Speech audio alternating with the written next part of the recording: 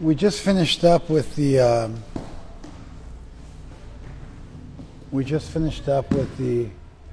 famed Chatushloki, the four nutshell verses of the Gita that encapsulate the message of the entire text. So last week we did those, and I think we'll just read over them again, because they'll set the stage for today. So we're on 10.8. I'm the source of all spiritual and material worlds. Everything emanates from me. The wise who perfectly know this engage in my devotional service and worship me with all their hearts.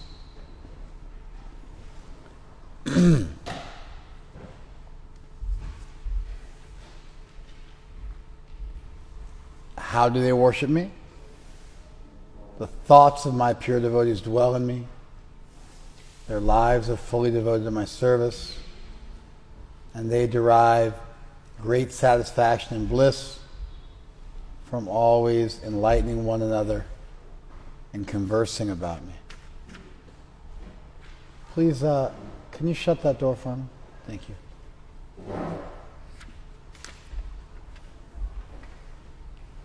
So the first verse says something about Krishna and then our reaction to Krishna.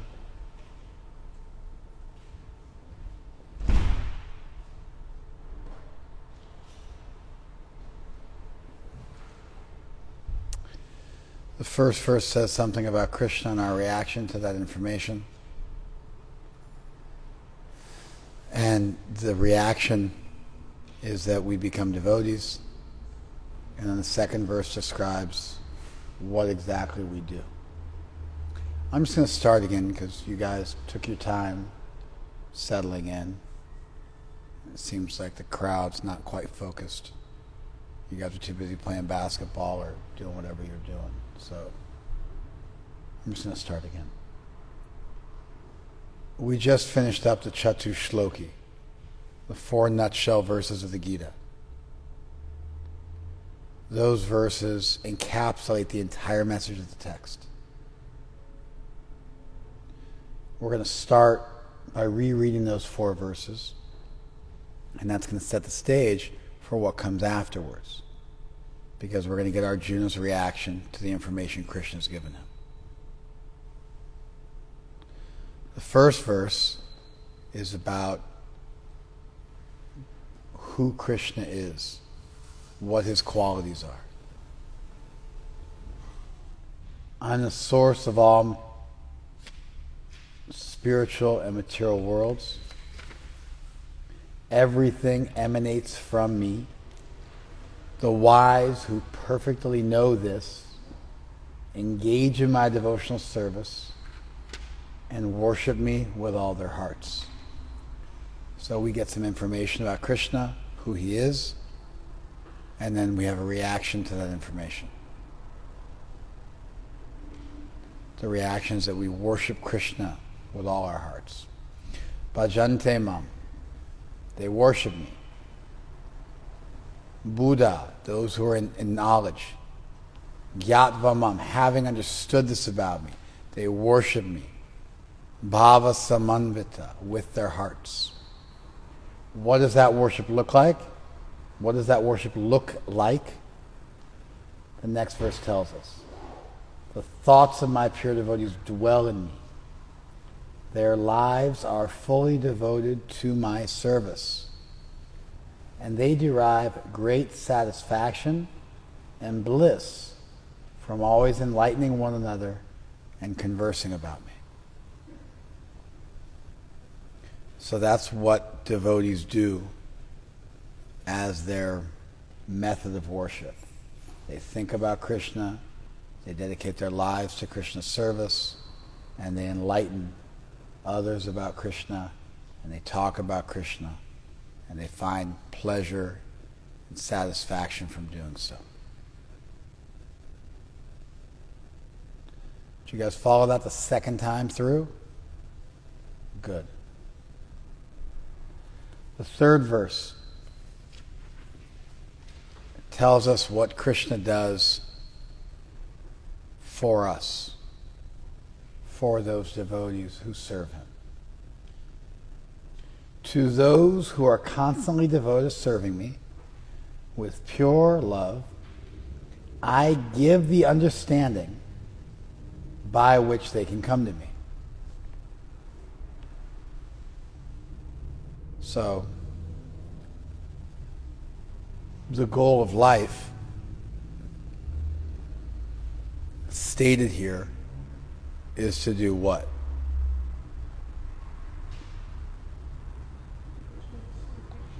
I can't hear what any of you have said. What? Wrong. What's the goal of life?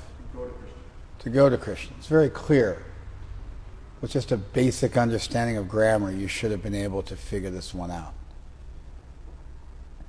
To those who are constantly devoted to serving with love, I give the understanding by which they can come to me. As a result of serving Krishna, Krishna gives you dadami, I give, buddhi yogam, I give buddhi yoga, tam, that buddhi yoga, yena, by which upayanti, they come to me. Upayanti te, they come, mam, to me.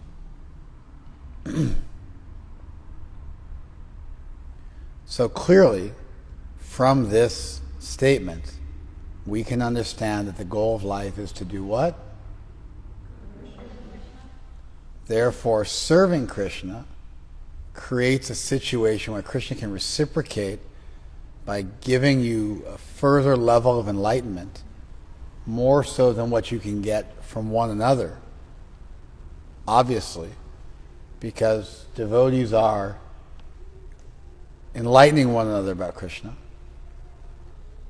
But then in addition to that, Krishna also from within your heart is giving you an understanding. And that understanding allows you to come to him. And given that the result of being a devotee and acting in devotion and enlightening one another and talking about Krishna is then he's able to reciprocate with you and give you some realization by which you can come to him. Obviously, the goal of life is to come to Krishna. Did you follow it the fourth time I said it? It's clear, right? Okay. It's clear in the English. It's clear in the Sanskrit. It's clear. It's not stated. The goal of life is to go back to Krishna. You have to just have a little bit of reading comprehension so that you can understand that devotion leads to a further level of enlightenment, which then allows you to come to Krishna. Did you follow this? To show them special mercy. Again, tesham, for those people. For what people? The people who are devoting their lives to Krishna. See, Krishna says they matchitta, they think of me. Matgata prana, their life is dedicated to me. Bodhayantas parasparam, they're enlightening one another. Katayantas shamam nityam, and talking about me. Tushanti charamanti cha, they derive satisfaction and pleasure from this. Tesham, for them. Who does them refer to? There you go. So both the last verses, 10 and 11, start with Tesham. For them. To them. Tesham satatayuktanam. Tesham evanukampartam. To them. To the people who are doing their part. I give them enlightenment so they can come to me. And for them, to show them special mercy, I, dwelling in their hearts, destroy with a shining lamp of knowledge the darkness born of ignorance. So there's a sense where Krishna is doing something extra. above and beyond what we might be able to figure out on our own, what we might be able to get from each other. Krishna gets involved and helps us out, becomes active in our life. There'd be a very easy question to ask at this point is, if Krishna is capable of doing so, why doesn't he just get active in everybody's life? How would you answer that question, Lola? How would you answer that question, Ross? Everyone has free will and has the choice to turn to Krishna or not. Everyone has free will. And they have the choice to turn to Krishna or not. Yeah, I don't know if that actually answers my question. If Krishna is capable of getting active in your heart and capable of giving you enlightenment, if Krishna is omnipotent, then he can do anything. If Krishna is omnibenevolent, he wants to do the best thing. The best thing is for him to destroy the ignorance in your heart, for him to enlighten you. Why doesn't he just enlighten everybody? Do you understand the question? Because you have free will. Does that answer the question? No, how does that answer the question? Why did God make you with free will? Why is it, if he can enlighten you and help you out, why doesn't he enlighten everybody and help them out? You don't get to answer the question twice. You get one chance. Yeah. Because to take away your free will be unloving and not benevolent. How is it benevolent to let people get raped and murdered and suffer endless birth, death, old age, and disease, when Krishna could just enlighten you from within your heart and destroy your ignorance and make you happy and turn you towards him? I don't understand. It's not loving. It sounds unloving to let us wander around and languish in this material world, suffering unlimitedly for ridiculously long amounts of time. And he's saying here he has the power to end our suffering. Why doesn't he do so? Yeah? Well, by the way, if you want to answer the question the way you do, if I'm trying to do a feel-good class and make you feel good about yourself, then you answer this way. But I'm not giving that kind of class. And so poorly worded, poorly phrased answers that don't really make sense, that don't stand up to any scrutiny, are going to get critiqued. Go ahead. Well, to start, Krishna does not have full omnipotence because he has given us the power to choose, known as free will. That's one. Does Krishna have the power to enlighten us within our hearts? Yeah. No. You said yes, then I said no, then you said no. I'm not looking for you to just try to copy what I'm saying. That's not going to get you any points. Sorry. Does Krishna have the power to enlighten you from within your heart? No.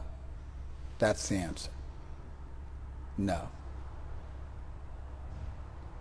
Krishna has the power to enlighten you from within your heart. Period. That would mean Krishna has the unqualified power. There's no condition. He, by being omnipotent, has the power to enlighten you from within your heart. Varangi's opening gambit was, actually, Krishna is not omnipotent. He doesn't have the power to enlighten you from within your heart. Varangi's answer is correct. Any other's answer leads us to ask, well, then why doesn't he do it? Well, because he wants to give us free will. That sounds horrible. You want to let somebody get raped and murdered and this and that? Why? You could just enlighten them from within their heart. Why not just do it?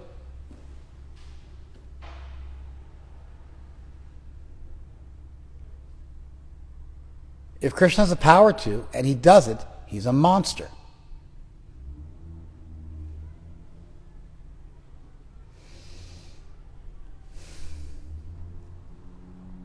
Krishna doesn't have the power to, unless we open the door. Therefore, Krishna's power is conditional It's dependent on us being receptive to it. So the statement of why doesn't Krishna enlighten everybody? He wants to. Open the door and he'll come in.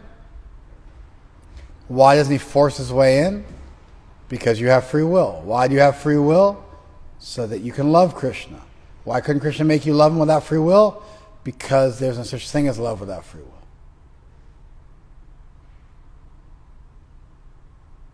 Is a universe with suffering and the possibility of love better than the universe without suffering, without the possibility of love? And the answer that we would pick is a universe with suffering and with the possibility of love is a better universe. Therefore, an all good God would want to create the best possible universe. That is the best possible universe.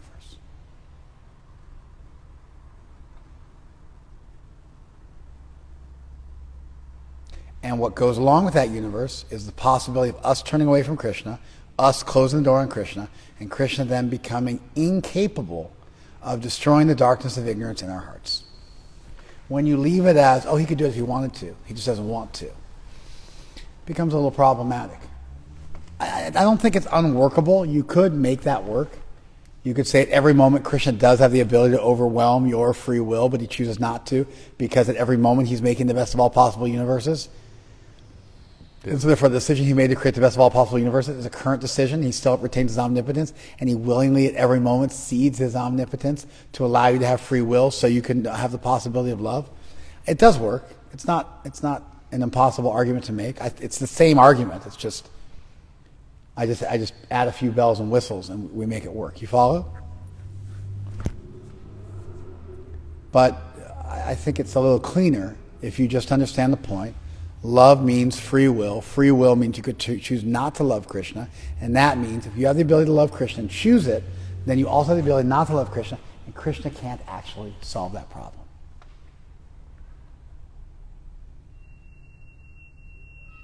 He can get close. He can give verses like this in the Gita.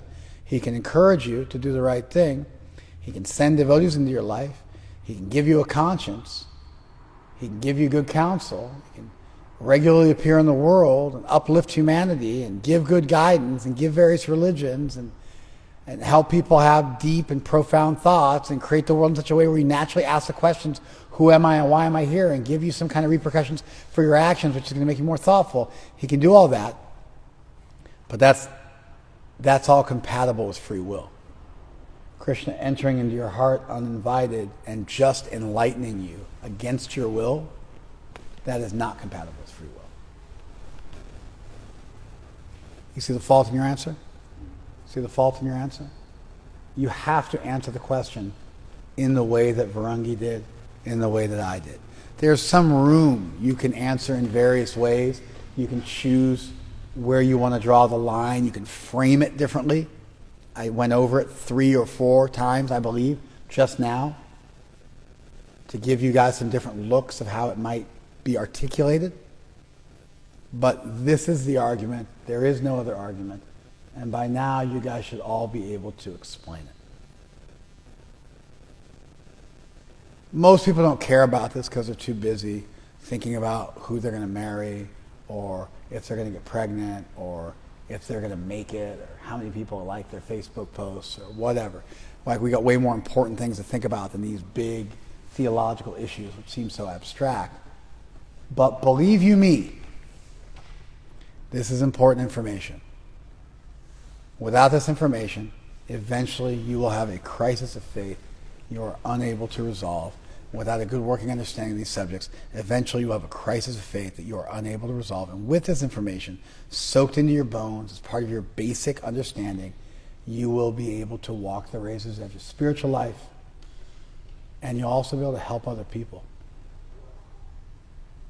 Without it, your answers will remain unconvincing, and the only person you'll get a gold star from is a kindergarten teacher who's looking to give you credit for a right answer because you used similar, like the right words, even though you don't really understand what they mean. 2 + 2 equals 5, 4? Yeah, you got it. Good job. But in the real world, you're not going to get people like that. And if you do get sycophant people like that, yes men like that, then you got to bleed that out of them and give them real knowledge and teach them critical thinking skills. Otherwise, someday they're going to meet the wrong person, and the same stuff with them, and it's going to lead them down the wrong road. We need to learn how to think clearly and critically, and we need to learn how to troubleshoot this stuff for our own sake and for the sake of our downline. Did that land? Okay. So then Arjuna reacts to what Krishna said. And Arjuna says, you are the Supreme Personality of Godhead, the ultimate abode, the purest, the absolute truth. You are the eternal, transcendental, original person, the unborn, the greatest. All the great sages, such as Narad, Asita, Devala, and Vyas, confirm this truth about you, and now you yourself are declaring it to me.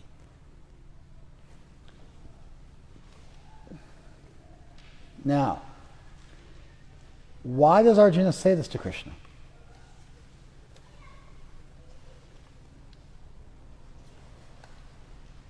It's a simple question.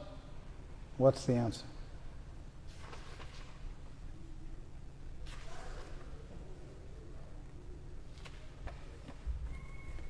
Yeah. Sounds like he's confused or doubting. Huh? Sounds like he's confused or doubting still. He what? Doubting? Arjuna says this because he's doubting? Let me read it again. You are the Supreme Personality of Godhead, the ultimate abode, the purest, the absolute truth. You are eternal, transcendental, the original person, unborn, and the greatest. In what universe does that contain the slightest sliver of conceivable doubt? Oh yeah, it's the opposite. It's the exact opposite. It's like you're like you don't speak English, or you're like in another room, or you're on acid or something like that. To derive from these Arjuna's doubts, I don't even know what you were thinking. You follow me now? Okay. It's the opposite.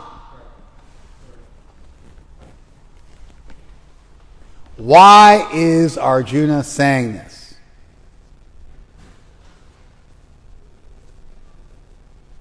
To let Krishna know that all his doubts are. But why is he saying it now?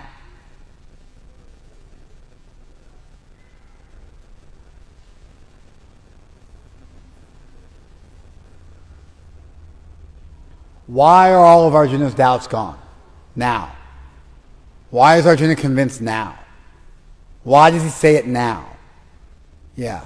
He wants to show Krishna that he's willing to accept him into his heart so that Krishna can further enlighten him. Okay, so Arjuna, but why is Arjuna only having that realization now? It's not. Krishna just said that this is. Okay, so Krishna just said, he just said it, that he's God and Arjuna should be his devotee. It's the most important section of the Gita. It's the Chatushloki, and Krishna just laid out knowledge about himself and that he's God, and so Arjuna is reacting to it, right? Tadeo, is that right? That is wrong. Krishna has identified himself as God any number of times throughout the Gita.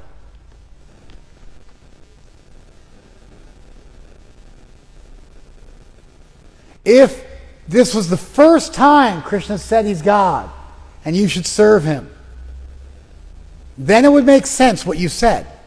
But Krishna's already said that any number of times. In the 5th chapter, at the end of the 6th, the end of the 5th chapter, end of the 6th chapter, all throughout the 7th chapter, in multiple places. In the 8th chapter, in the 9th chapter, and now again in the 10th chapter. He actually started in the 4th chapter, to be quite honest. He made hints in the 2nd chapter. Yukta asita matpara. Sit with me as the highest object. Mayi sannyasa. Give everything to me. That was in the 3rd chapter. In the 4th chapter, he said, he is, the origin of all. In the 5th chapter, he said he's Sarva Loka Maheshwara, the great Lord of all the worlds. If you understand this, you become peaceful. In the 6th chapter, he said the greatest yogi is the one who's devoted to him. In the 7th chapter, he explained that everything in the material world comes from him, including souls, as well as matter. Everything is under him, and the only way to cross over this material world is to surrender to him.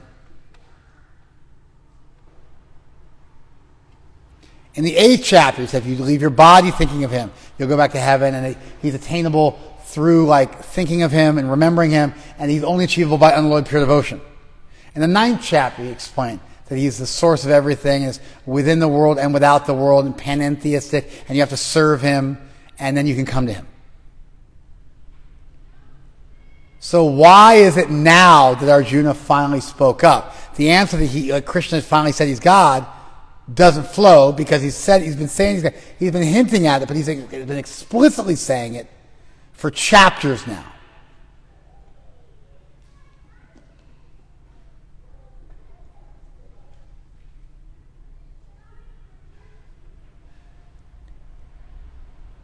What's the answer? That if you're being told such a heavy thing, it wouldn't be weird to have to hear it 3, 4, 5, 6 times. All right, so he has to hear it a bunch of times, and now he's finally... So what is it now? What happened now? Yeah? Well, it sounds like Arjuna's stunned, but also he's mentioning previous personalities, and they're... Why is Krishna mentioning previous personalities who said that Krishna is God? So that we will know that it's not just Arjuna and Krishna having this conversation, but this conversation has been had in Vedic literature prior to Krishna and Arjuna. Prior to Krishna and Arjuna and the Gita, Krishna was identified as God in Vedic literatures, and great sages became devotees of Krishna, and therefore Arjuna is following in the footsteps of a lineage of bhaktas who'd had this realization. So Arjuna is clarifying that this isn't the first time this has been said. But what's my specific question? Why is he having this reaction now and not... At this exact moment in the Gita.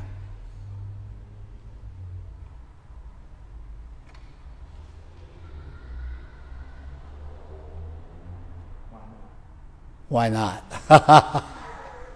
Tadeo, what's your answer? I do not have one, Prabhu.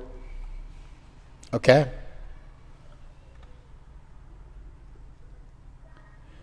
Arjuna is finally giving Krishna the credit he deserves as God, all-pervading, because he wants to ask him about his opulences. Okay, but Krishna already laid out his opulences in the 7th chapter, in the 9th chapter. In the 9th chapter, it's beautiful. I am the offering, I am the fire, I am the ablution, I am the sun and the moon, I give heat and light and send forth rain. Everything comes from me. He's done this any number of times. So, although you're correct, Carlos, that's what happens, but the question is, why at this moment? Arjuna now understands he's not the first X number of times. Okay, that seems like... Here's me responding to this potential question. Arjuna has not spoken since the beginning of the 8th chapter. Arjuna has some questions about Brahma, Karma, Adhyatma, Adidaiva, Adibhuta, Adiyagna. About those 6 items. At the beginning of the 8th chapter, because Krishna mentioned them, at the end of the 7th chapter, and Arjuna goes, what are those? And that's it. Arjuna has not spoken since. Krishna's been speaking for 2.5 chapters nonstop, which actually hasn't happened. In the 2nd chapter, Arjuna asked Krishna questions. Twice. In the 3rd chapter, Arjuna asked Krishna questions to start the text. Twice. In the start and the middle. In the 4th chapter, Arjuna asked Krishna a question. In the 5th chapter, he asked him a question. You follow? Then, in the 6th chapter, Arjuna doesn't ask Krishna a question. Krishna speaks. In the 7th chapter, Krishna speaks. And then uses 6 words Arjuna doesn't understand. Arjuna asks about those 6 words, and then Krishna continues speaking in the 8th and 9th, all the way till now.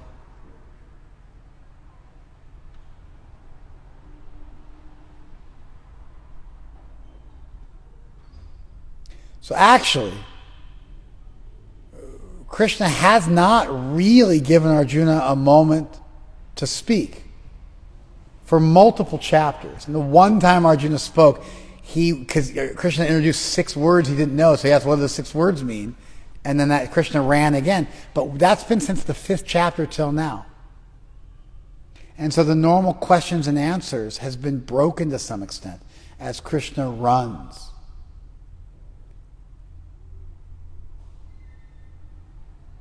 And like Krishna, this chapter opens with Shunu me, listen to me. Booyah, listen to me speak further. And Krishna's just going. And then Krishna finally distills down what he's been saying for the last 5 chapters into 4 verses. And Arjuna's like, okay, I get it.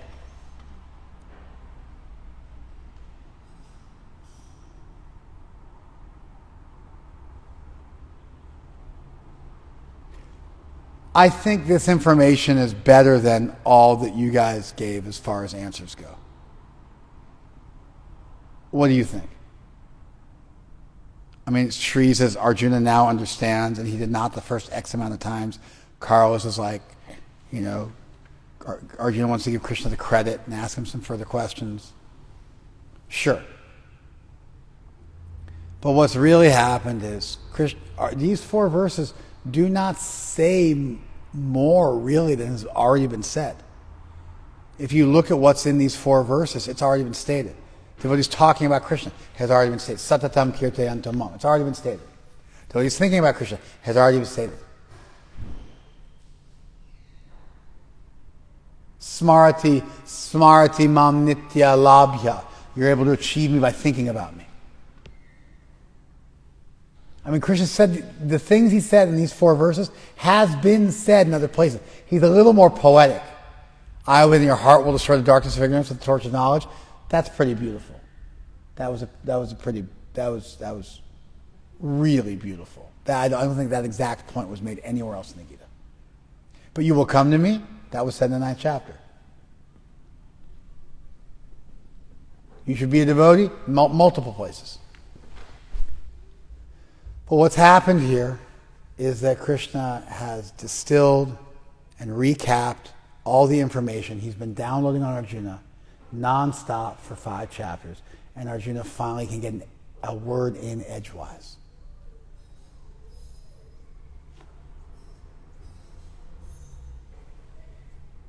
Krishna's just made it so clear. These 4 verses aren't necessarily the most detailed information in the Gita.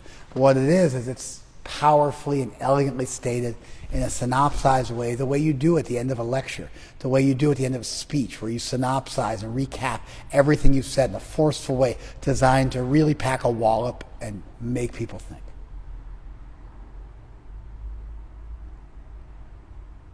And therefore it's appropriate for Arjuna to speak. Now there's a moment, there's a pause, and Krishna takes a breath, and Arjuna can get a word in edgewise and respond to really 5 chapters of information.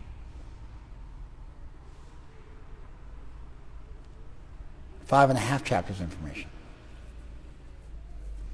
What do you think about that answer today?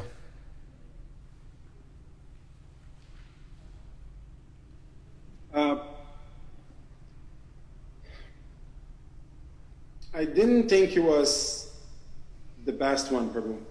Tell me. I think that putting those 4 verses together in a synopsized way and conveying the power of everything that Krishna has spoken thus far would have been a bigger motivation for Arjuna to react than to say that he was just antsy to say something. That's just my humble thoughts, Prabhu, but I'm going to be meditating on what you are offering. I'm confused. Do you know why I'm confused? Yes, Why am I confused? because you also said what I said. Multiple times. Yeah. It was the major theme of what I said. So what I heard was, and I mean, you're smart. So with everybody else, I think that maybe they drank too much coffee or something like that, and their brain isn't working properly. But with you, I've never experienced that with you. You're always on point. You're always paying attention. I've never heard you get spaced out. So I'm bewildered because as far as I can see, all you did was merely repeat what I said. Not even necessarily as well as what I said. And you'd added nothing to what I said, but you framed it as if you were saying something I had not said. Now, I've never seen you do something that clumsy before. So I must be missing something. So please clarify for me. Perhaps it is I who am missing something, but I thought that you made the point that those two possibilities were there on the table. The A. No. I wasn't saying that. And I think it must be a language barrier or something, because I'm pretty sure I sunk my points on. Did you guys have the same reaction? Like, how did he add anything to what I said? Did you have the same reaction? Let me just say it again. Even if everybody else got it and you're the only one who didn't, I don't care. So let me just say it again. Krishna's spoken for 5 chapters elaborately. As a crescendo, as a speech ender. He's now wrapped it all up with a bow tie by distilling down the essence of the information he taught in the last 5.5 chapters into 4 nutshell verses that lay the whole thing out and encapsulate everything he's already said. He finishes with something he hasn't said yet, which is, I dwelling within your heart will destroy the darkness vigorous with the torch of knowledge. That's particularly beautiful. But all the other points were more elaborately articulated throughout the chapters, because obviously there's hundreds of verses, and so Krishna can say more. But Krishna has finished his speech. And now it's appropriate for Arjuna to speak. I used some sort of melodramatic language. Arjuna could finally get a word in edgewise. But I wasn't intending for that to be taken as literal, like Krishna took a breath or something like that. I meant that Krishna finished his speech, and there was a natural pause here, because otherwise Krishna has been rolling through this for multiple chapters, breaking from the normal structure of questions and answers. And therefore it's appropriate that at the end of this, when Krishna's really kind of finalized his arguments of the last, like I said, half the Gita at this point, and he summarized them emphatically, now Arjuna is responding to them. So I think you thought that was 2 points, but it was actually 1 point. So there's a distilling of it, combined with Krishna's actually wrapped up his speech, which has gone on for 5 chapters. And therefore it makes perfect sense that at this point Arjuna would give a response and would react to Krishna. And so in a lot of ways, if I say, well, Krishna said he was God, Krishna told Arjuna he can come to him in the 9th chapter. Yeah, but then Krishna started the 10th chapter and said, I'm going to speak further on the same subject. Listen to me. So there was no chance for Arjuna to speak. You follow? And Krishna's just been going strong.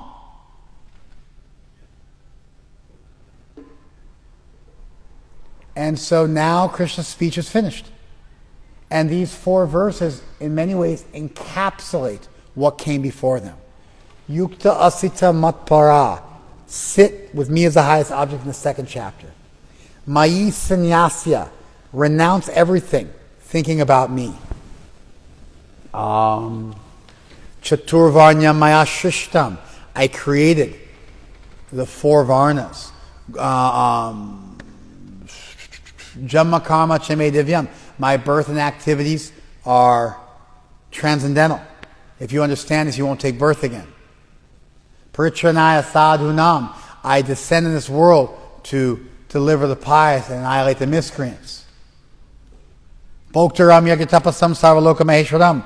I am the great Lord of the world. And the wise who know that, will know peace. Yogi Namapi Sarvashem, of all the yogis, the one who surrenders to me is the greatest of all yogis.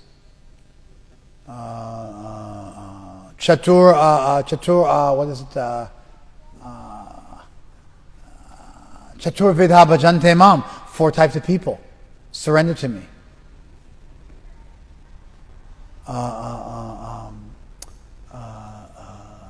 Daivahi Shaguna Mai. The material world is impossible to cross over, but if you surrender to me, you will be able to do so. Mamana Bhava Mabhakto. Satatam Kirtayantamam. Become my devotee. Chant Hare Krishna.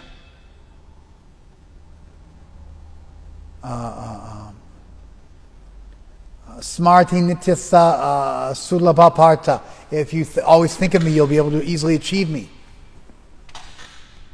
Bhakta tu ananya labhya. I'm only able to be achieved by bhakti. All these lessons were taught throughout the last. That's every chapter from the beginning of the Gita till now. Every chapter teaches bhakti, and then Krishna's also identified himself as the source of the world in the 7th chapter, and so all the points which are included in the 10th chapter in these 4 verses were also elaborately articulated. I don't know what. Is it really that big of a deal? Like a person walks by the temple and you guys all stop? And so all these people, I'm sorry. You guys broke my focus too. Hey, can you close that door? Thank you. If you could please be quiet though. There's some noise.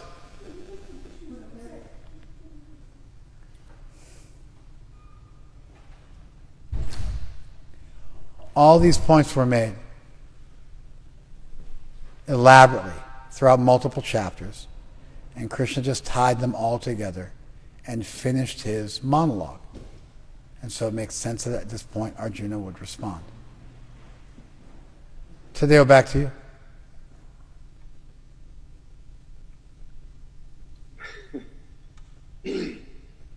I don't see any indication that Krishna was done. In fact, in the rest of the chapter, he continues to speak even much more than what he already spoke. He's talking about himself. I never got that impression that Krishna was done and there was a pause. So let's do this. Let's pause and put a bookmark in your question, and we'll come back to it in just a minute. Let's push forward. So Arjuna says, Param Brahma, you are the supreme Brahman. Actually, a little later on in the Gita, Krishna will say, Brahmano hi pratishtaham, I am the source of Brahman. Brahman is kind of a standard word for God in the Upanishads. So to say I'm the source of Brahman is a very powerful statement. It's a very powerful statement. Param Brahma, supreme Brahman. Param Dhamma, the supreme abode. Pavitram, the purest. Paramambhavam, you are the supreme pure. Purusham Shashvatam, you're the eternal person. Divyam, you are transcendental. Adi Deva, you are the original God. Ajam, unborn. Vibhu, powerful. Ayu Tvam, Rishaya Sarve. All the sages say this about you. Devarshir Nardastata Asita Devala Vyasa Swayam Chaiva Bravishime. Now you are telling it to me yourself. But all these great sages, Narad, Devarshi Narad, Asita, Devala, Vyas, all of them have said it in the past. Now you're telling it. I accept all this.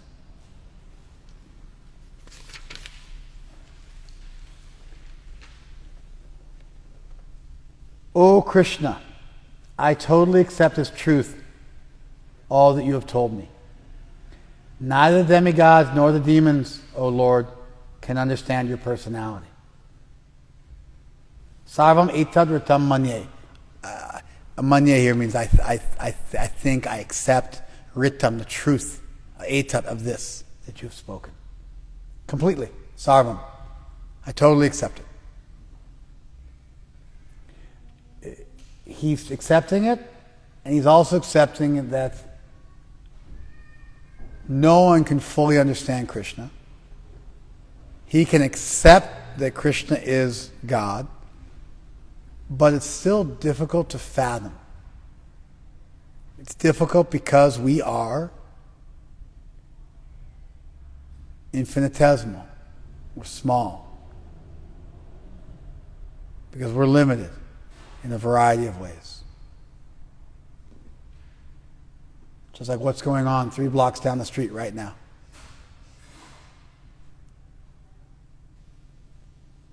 We're limited in so many ways. And if Krishna is the greatest and beyond everything else, and everything is derivative, then although we can accept that Krishna is God, although we can accept the reality that this world is inexorably connected to God, still you walk out in the world and you see things and people, and they seem to be disconnected from divinity. And so this idea that Krishna is the source and sustenance of everything, the ground of all being, to use theological language, is still a very remote, abstract, theoretical idea that is difficult to own when you go back out in the world and do your stuff. When you get depressed, when you get anxious, when you get angry, when you get lusty, when you get greedy, when you get confused, as you're going about your daily duties, it's difficult to understand this or keep this in mind.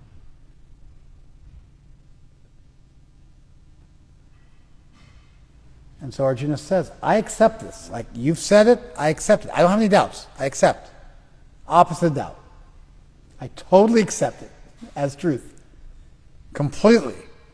Sarvam etat ritam manye. I totally accept it as truth. This is what you said. I have no doubts. I also accept what you said earlier, which is that it's impossible for anyone to fully know you. Do you understand? You get that?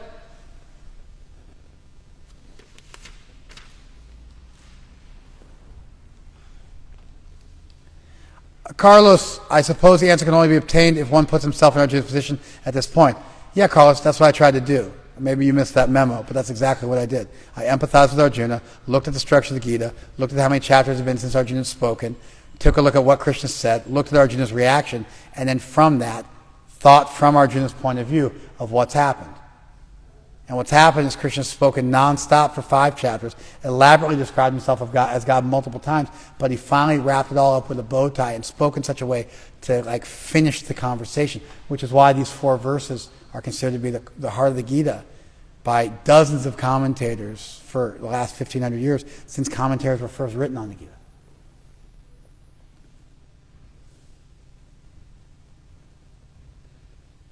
I just think I did a better job at empathizing with Arjuna than you did.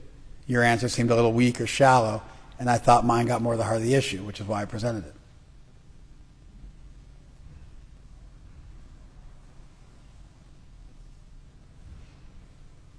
Did you guys follow that? You have to get a feeling for the text. And not all feelings for the text are equal.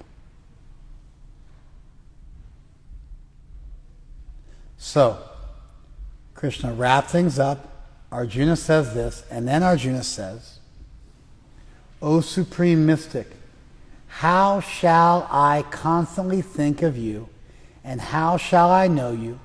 In what various forms are you to be remembered? Please describe in detail the mystic power of your opulences. I'm never satiated in hearing about you, for the more I hear, the more I want to taste the nectar of your words. So Arjuna says 2 things. Number 1, how can I see you and know you in this world? Because it's not possible for anybody to fully understand you, so I need your help. And then simultaneously he says, and please don't worry about repeating yourself. I want to hear about this again and again. Please continue. Don't stop. Don't think that you've spoken everything which needs to be spoken. Please describe in detail.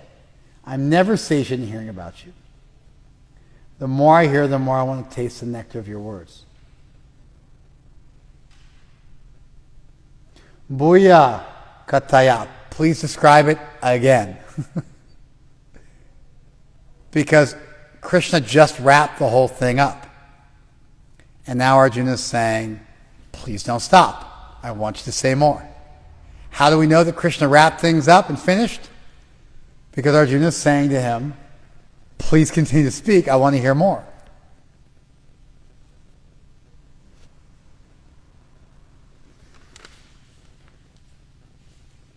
Katam vidyam. How can I know you? Tvam sada parichintayan. So I can always think of you.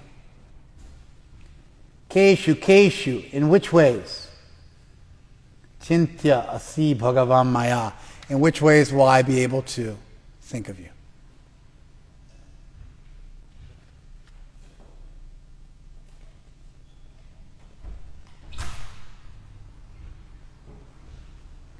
Vistarena atmana yogam vibhutin. Please kataya bhuya. Please again describe in detail your power and your opulences.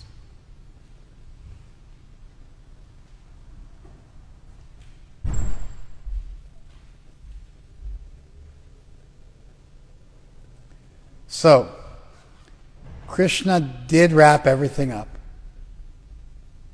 Arjuna, is now appropriate for Arjuna to respond. Arjuna responded back as best he could, repeating things he'd heard from great devotees about Krishna, and also things Krishna himself had said about himself, as far as he was able to. But he also admitted what Krishna said at the beginning of the chapter, which is that no one can know you fully. But he has a desire to know Krishna. And so he's asking Krishna to please speak more, say it again, speak further on it, give me more detail.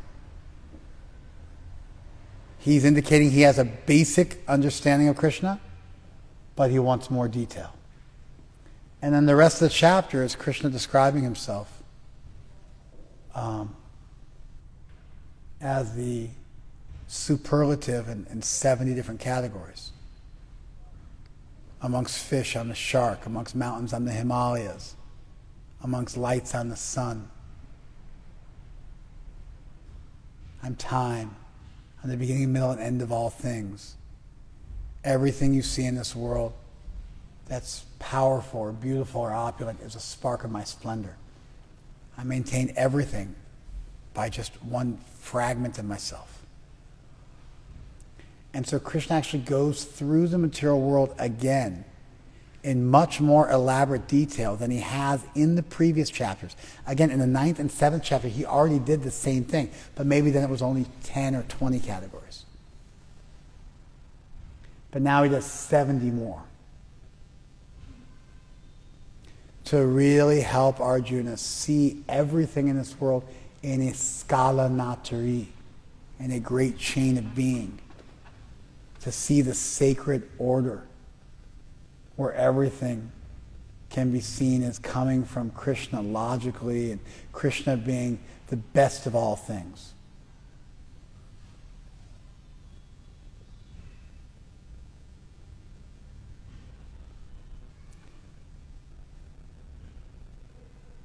Tadeo, did that answer your question? Yes, Prabhu, it is clear. It's clear, right? Yes. Despite Carlos's doubt, it seems I was empathetic with Arjuna's situation, right? Tadeo? Yes, Prabhu. It's very clear now. It is, right? Yeah. Krishna spoke for 5 chapters. Really, the Chatushloki, with the exception of that beautiful, beautiful idea of Krishna from within our hearts, enlightening us and destroying the darkness of ignorance with the torch of knowledge. With that exception, and I'm sure that core idea was there elsewhere, but with that exception, Krishna has said all these things multiple times. But he's just been on a roll. And by the time he got to the end of the 9th chapter, he actually said, listen to me. And in the 10th chapter begins with saying, listen to me as I speak again. And that was very much the mood. He had stuff to say, and he just wanted Arjuna to listen. And then he wraps it all up in 4 verses, beautifully. They're logical, they're elegant, they go from beginning to end. They have what you do, what God does. They go into detail about what you do. They go into detail about what God does. It really lays it out.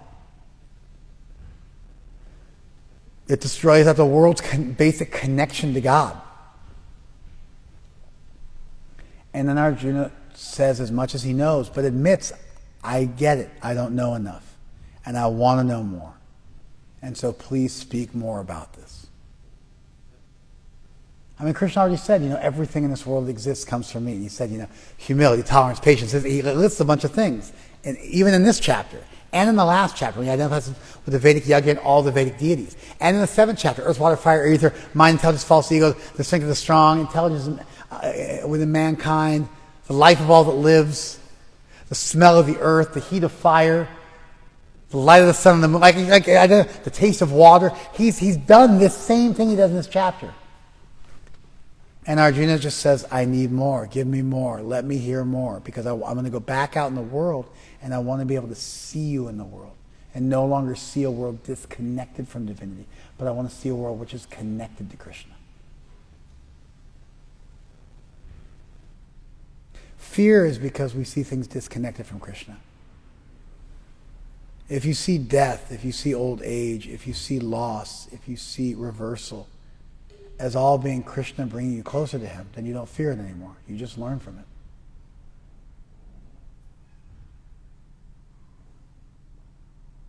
The problem is we see everything disconnected from Krishna, and therefore the world becomes a dangerous and frightful place. This type of information is meant to spark a fire within you that allows you to begin seeing all the things of your life in relationship to Krishna. Now that'll change the way you live. It'll change what you do. But you don't have to run away from the world anymore because you start to view the world differently. I'll give you an example. Albert Camus.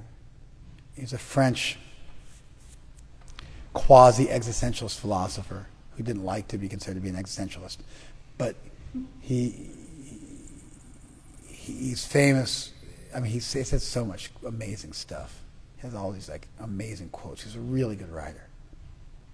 So, in the midst of the darkest winter, I found within myself an invincible sun. He says stuff like that. Really cool stuff. So, one of his famous statements is, I used to ask more from people than they were able to give. Everlasting friendship, endless feeling. So he was saying, I used to ask more from people than they could reasonably give me. I wanted everlasting friendship and endless feeling from them. You follow? Now I've learned to ask less than they can give. A straightforward companionship. Just to be his friend. And now their acts of kindness, their consideration, their sweetness, their feeling, their love, their thoughtfulness seem to me to be wholly miraculous. A consequence of grace alone. In the beginning, he was expecting so much from somebody. And so then they never lived up. He was always disappointed. Now he's learned to not ask for that. To be satisfied with somebody just giving him a straightforward friendship. And then when that person goes the extra mile and gives from their heart and gives love and gives devotion and consideration and compassion and so on and so forth, those things become beautified and miraculous, They become a symptom of grace, and he's living in a different world, a world filled with sweetness and surprise, like miracles. Because he changed the way he saw the world, what he was looking for, what he expected. Did you follow this? So we're looking in this material world and we're looking for eternal life, which is a joke because you have a dying body that you're inhabiting. But we're looking for this body to last forever. And we do everything we can to reverse time, and it just doesn't work. And people are there's just so many advances in technology. Yeah, show me the person who's 130 years old. Show me one person who's 130 years old. That's right. Nobody. People live longer. They also spend a lot, all their whole life savings in geriatric care, drooling on themselves. It's not like those last years are just fantastic nowadays. We've extended people's lives, but it's not like first of all, it's not forever. And number two, the quality of life towards the end, it didn't used to be quite so bad.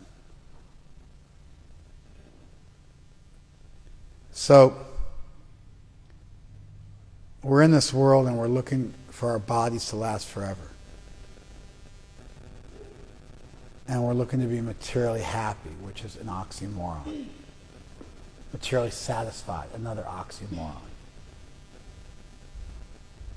People take drugs expecting that to make them happy, where it's just like, it's literally the opposite. They're designed to make you suffer, to run out and make you suffer. And so people are in this world, and they're looking for things this world simply can't give. If instead you change and you look at this world as a place to get to know Krishna, then all of a sudden, all the same stuff which used to drag you down and create misery becomes beautiful, becomes part of Krishna reaching out to you. It's bearable.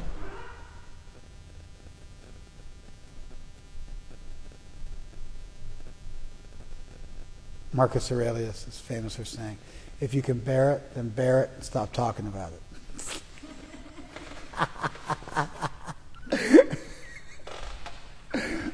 So, I mean, there's a need for some stoicism in life.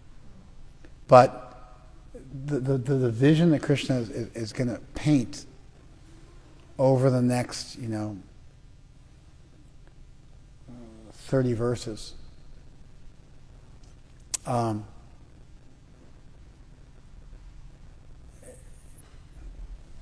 it's a vision where you can go out into the world, and if you think this world's a place to get to know Krishna,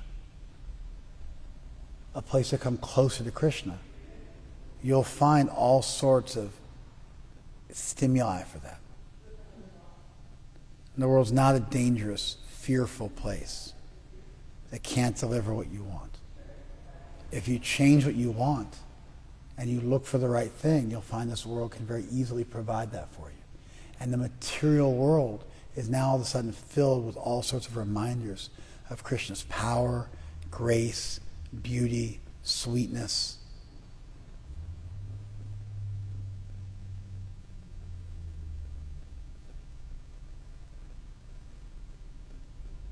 The famous story that I always tell in this regard, Srila Prabhupada was in his room in Los Angeles. He was talking to some disciples about Krishna's love, and the sun came through the window and bathed Prabhupada in the morning sunlight. And the devotees spontaneously went, Jai, because it was like a little mini miracle, like a little rainbow, appearing.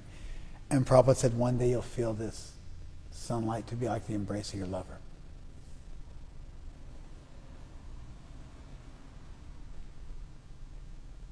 So the vision that Krishna is trying to provide us with is you can actually go out into the world and live your life and look at the ocean and the sky and the clouds and the sun and people with their different abilities and mindsets and intellects and fragrances and visions and tastes, touches, sights and smells. And you can look at the world, the sensual world, and you can be reminded of Krishna.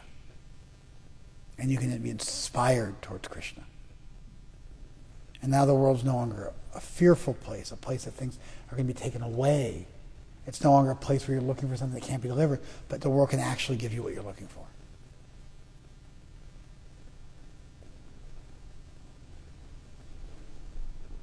Did that make sense? So Krishna's been hinting at this. It's gone on. The 7th chapter did it, the 9th chapter did it, even the 10th chapter did it. So this has happened. Krishna's already mentioned these things. He's already given lists of things and ways to think about it. He's already introduced this idea. But now Arjuna says, I need this help. And it sets the stage for Krishna to give him more of this. And again, like I mentioned before, starting from Aristotle and for most of Christian history, through the work of Pseudo-Dionysius, the Areopagites, you have this scala naturae, this natural order of things, where the king is like amongst human society, the king is the topmost. Amongst fish, the shark is the topmost. Noble trees are trees that give fruit. Ignoble trees are trees that give only thorns. And everything, you can look at things, when you see something which fulfills its purpose, noble minerals are gold, ignoble minerals are lead. Fresh water is useful, salty water not so much. You follow? They start to just look at the world, and when they see something which is beautiful and really good at what it does, then they start to think, oh, that's a little tiny spark of God's splendor in this world. The sunrise and the sun. We take it further. We say the sunrise and the sunset are Krishna's dress. We say the bird songs are Krishna's speech. We actually take things in this world and say that these are different parts of Krishna's personality. But this idea of just looking at the world and looking at things and looking for things which are valuable, which epitomize and encapsulate the value that's in everything and how things work together to be useful, and then seeing that that's part of God's grace in the world, that the sun is just close enough but just far enough away, and we have the proper amount of water on this planet to sustain life, and we have a natural atmosphere, and everything just was working perfectly to sustain life.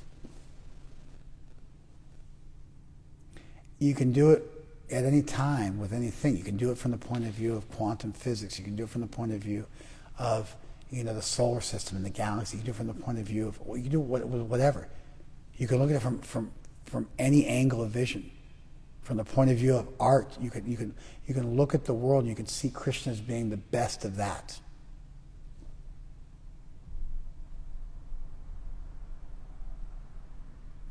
Sometimes you meet somebody who has just a gift for like numbers and looking at numbers and making sense of it. You'd be like, wow, that's like Krishna's the ability in mankind.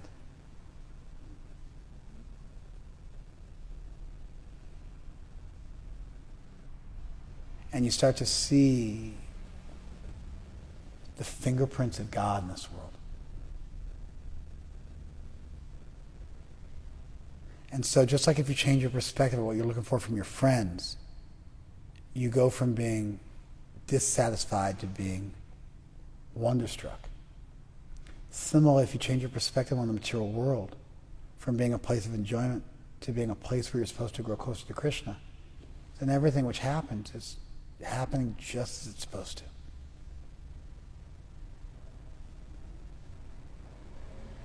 Everything's favorable. It's all favorable breezes.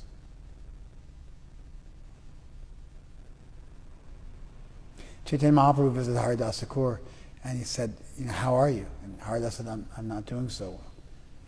And Mahaprabhu said, what's the matter? He says, I have a disease. Mahaprabhu said, what disease do you have? And he goes, my disease is I can't finish my rounds. I've gotten old and sick, and I can't finish all my rounds every day. It's like even his idea of disease was just not being able to finish his rounds. You follow? You understand where his mind was at? Like, health was being able to finish my rounds. Disease was not being able to finish my rounds, because that's what's actually important.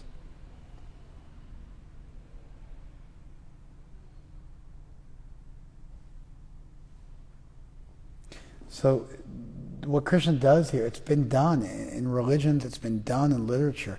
You find it, like I said, in Western society, you find it from Aristotle, and it works its way all the way through the medieval period and the Middle Ages, and it's actually why Darwinian evolution makes so much sense to everybody, because it keeps that same natural order of things. Just looking for order, looking for symmetry, looking for the thread of continuity that ties all things together, looking for how things can be organized so they make sense, so they're logical, so they're reasonable. And so, but then to find the supreme logic and the supreme reason in the form of the deity. And that's what Krishna's doing here. It's theistic, it's personalist, and it's the next step after you've accepted that Krishna's God. And it's like, well, how can I live that? How can I feel inspired by that? How does the world not become antagonistic to that realization? And so Arjuna is really being the everyman here. He's asking the natural question. And you're moving now from a more theoretical physics to an applied physics. You have like meta ethics. Meta ethics is, what is good? Like, that's the kind of questions they ask. What is morality? What is goodness? Like, big questions. Meta ethics, Then you have normative ethics, and then you finally get down to applied ethics. Applied ethics is like, you see a train coming, and there's somebody on the track. Like, it's like you give somebody a contentious, difficult situation they have to work through and use all the ethics they've come up with from all their theorizing about the different types of ethical theories there are, and how, and then you actually apply it to a given problem. Apply mathematics. We're going to build something, and we have to use math to build something. And so we're moving from a more theoretical idea about the nature of reality to a more pragmatic idea where we can start to see Krishna in things.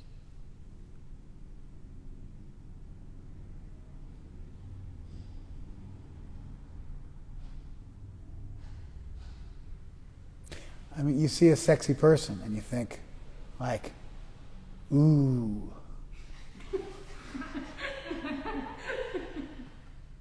But imagine if when you saw an attractive person, you thought, oh wow, that person's really beautiful. Krishna's really beautiful. How beautiful must Krishna be?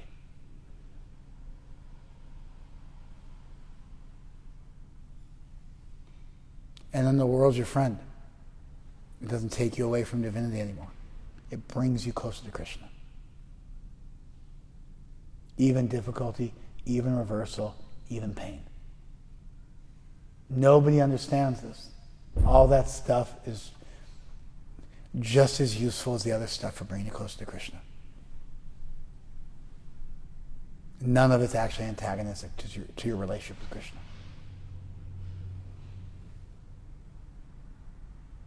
You just have to change your perspective. This is what's going on. Krishna spoke for 5.5 chapters, nonstop. Arjuna got a word in edgewise one time. Krishna introduced 6 Upanishadic terms, and I was just like, what do those terms mean? And then Krishna just continued on. That's the only pause in 5.5 chapters. And then Krishna finally wraps it up with a bow tie and really encapsulates and adds to. That's amazing too. At the end of your speech, if you encapsulate everything you said and summarize everything you said and then add to it. And then he stops. And Arjuna says, okay, I get it. I fully accept what you said. And I want more. I just want to hear more. I want to know how I can know you, how I can see you, how I can understand. I get it that I can't, but I want you to help me get closer.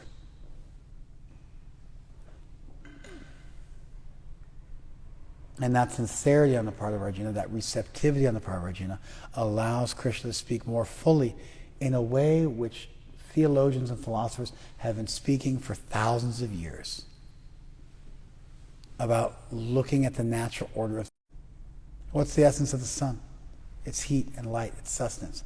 So Krishna is ultimately the heat and the light of the sun. You follow this?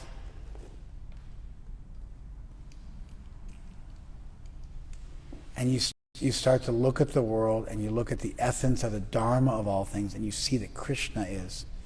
And there's a kind of a unification of all reality, because everything has what it was put here to do. There's a telos, or a purpose, or a dharma to everything which exists. And when you find out what that is, then everything fits together perfectly. And all of a sudden the whole material world fits together like a hand and a glove, and everything is exactly as it should be. And then you can also find your place within that fabric, and that Krishna is accessible when something situates itself in its dharma properly.